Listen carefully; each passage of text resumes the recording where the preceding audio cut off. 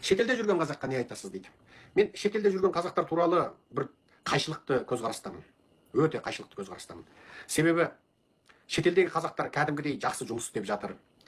Шетелге қазақтарды жұмыспен қамтып алдырып жатыр, үгіттеп жатыр. Қалай Англияға барып жұмыс істеуге болады, қалай Германияға барып оқуға болады, бәрін айтып жатыр. Америкада да сол. Америкада қалай оқуға болады, қалай виза алуға болады үйретіп жатыр. Бірақ мен соны ойлай отырып, мысалы кешегі Жарылқап Қалыбай ағамызбен болған кешегі сенбі күнгі сұхбатты тыңдасаңыздар болады. Ұлтын сүйген ұл не істеді деген тақырыппенен суретпен бердік қой тұрып. Мен оларды айтамын.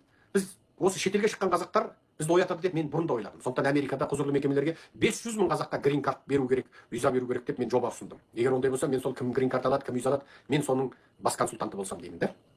Бірақ екінші бір қаупім бар. Ол кезде мен бүйтіп ойладым. Еуропа, Америка көрсе қазақ жастары ояна ма деп ойладым. Бірақ екінші бір қаупім бар. Сол Еуропа, Америкаға сіңіп, сайда санымыз құмда ізіміз қалмай, шылдың боғындай шашылып кетпейміз ба, тардай шашылып жойылып кетпейміз ба деген қаупіміз тұр. Бұл екі. Үшіншісі, шетелге барған адамның бәрі көз ашылады дегенге қазір барған сайын күдікпен қарайтын болды. Америкада 80 мың қазақ бар. Бірақ Серікжанды қолдайтын 80 қазақ жоқ. Осының өзінде қазір бәленбай қазақ тыңдап отыр. Бірақ сол Секе, міне телефоныңды жарияладың, мен саған зелемен ақша аударайын, мен сенің банк есепшотыңа аударайын, мен сенің PayPal-ыңа аударайын дейтін қазақ 80 қазақ шықпайды. Сол 80 мың қазақтан 80 қазақ Серікжанды қолдай алмай отыр. Басы қосылмай отыр. Бірақ мен лекциямды тыңдайды. Елде бір жаңалық болуын тілейді. Америка сияқты демократия орнауын тілейді. Бірақ өздері қарекетке бармайды. Олар Серікжанға айына көп емес $100 атағанды қымбатсынады.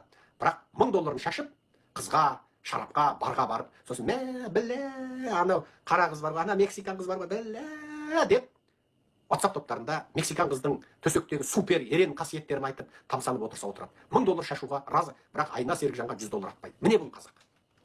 Америка, Еуропаға барған қазақтардың WhatsApp-тағы аудиоларын тыңдаймын. Маған тіпті жеткізетін адамдар да бар. Қара қыздарды көріп мәз болған жігіттер, қара зеңгі жігіттердің құшағында балқып тамсанған қыздардың сөздері, видеолары менің телефонымда бар.